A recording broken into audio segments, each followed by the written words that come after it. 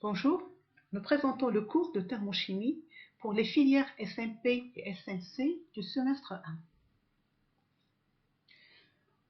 Ce cours comporte les chapitres suivants: les états de la matière et la loi des gaz parfaits, le premier principe de la thermodynamique et ses applications à la réaction chimique, puis le deuxième principe et ses applications, et finalement les équilibres chimiques. Alors, quels sont les objectifs de la thermochimie? La thermochimie présente deux objectifs essentiels. Le premier objectif, c'est l'étude des échanges d'énergie ou de matière qui accompagnent une réaction chimique. Par exemple, la réaction de formation de l'eau à partir du dihydrogène et du dioxygène est accompagnée de production d'énergie sous forme de chaleur. Le deuxième objectif de la thermochimie, c'est de prévoir l'évolution d'un système chimique, c'est-à-dire étudier la possibilité d'une réaction dans un sens ou bien dans l'autre et dans quelles conditions. Nous commençons tout d'abord par des généralités sur les états de la matière et la loi des gaz parfaits. Comme vous le savez déjà, la matière peut se présenter sous trois formes essentielles.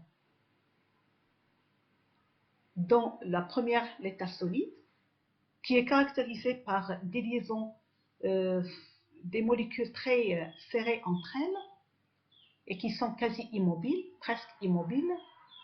L'état liquide où les molécules sont un peu plus libres à se déplacer tout en gardant toujours des liaisons entre elles. Et l'état gazeux où les molécules sont pratiquement indépendantes et libres à se déplacer. Alors, pour comprendre la différence entre ces états et pourquoi une substance se trouve à l'état solide alors qu'une autre substance à la même température se trouve à l'état liquide ou gazeux, il faut tenir compte de deux facteurs.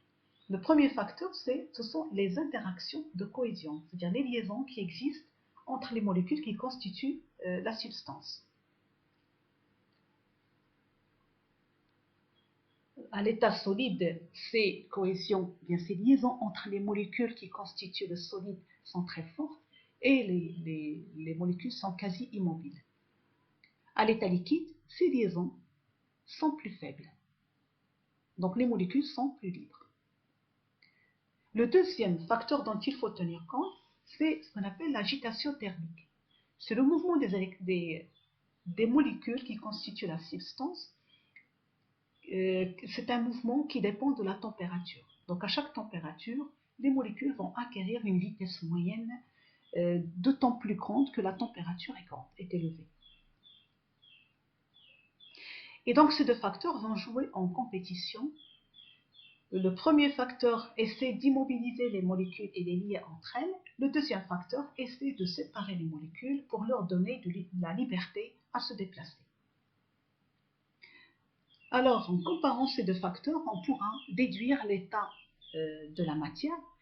Si dans une substance, on a des forces de cohésion ou bien les liaisons sont plus fortes entre les molécules par rapport à l'énergie apportée par l'agitation thermique, donc dans ce cas, les molécules vont tendre à s'immobiliser et il n'y aura pratiquement pas de mouvement et donc on obtient l'état solide.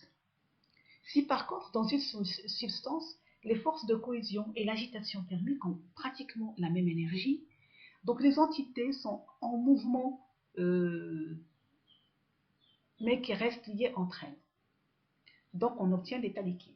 Et finalement, lorsque les forces de liaison entre les molécules sont de faible énergie par rapport à l'énergie thermique, à l'agitation thermique, dans ce cas, les molécules seront très libres et on obtient l'état gazeux. Alors l'état gazeux, c'est un état qui se caractérise par 4 caractéristiques essentielles. Donc la première, c'est qu'il occupe tout l'espace que l'on lui donne. Il prend la forme du contenant, du récipient. Il peut se diffuser très rapidement et se mélange facilement aux autres gaz. La présente expérience montre ces 4 caractéristiques. Nous disposons d'un flacon d'en haut qui contient de l'air et un flacon en bas qui contient un autre gaz. Les deux flacons sont séparés d'une fine cloison. Lorsqu'on retire la cloison, on observe immédiatement le résultat où les deux gaz se mélangent et occupent tous les deux en même temps les deux flacons.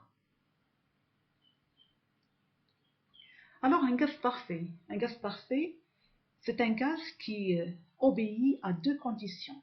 La première, c'est que les particules qui le constituent, ou bien les molécules, ils sont sans volume propre.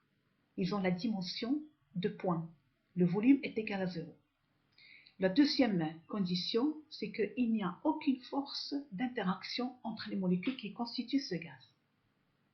Donc il est bien évident qu'un gaz parfait n'existe pas, parce qu'il n'y a pas de molécule qui n'a pas de volume, parce qu'il est constitué quand même d'atomes, et chaque atome a son volume propre, et qu'il y a toujours des interactions qui peuvent exister entre les différents constituants du gaz. Donc un gaz parfait, c'est un état hypothétique, c'est un gaz idéalisé. Mais on pourra voir que si le volume des molécules est très faible et négligeable, et que les interactions sont très faibles entre les molécules, on pourra dire en première approximation que le gaz se comporte comme un gaz parfait.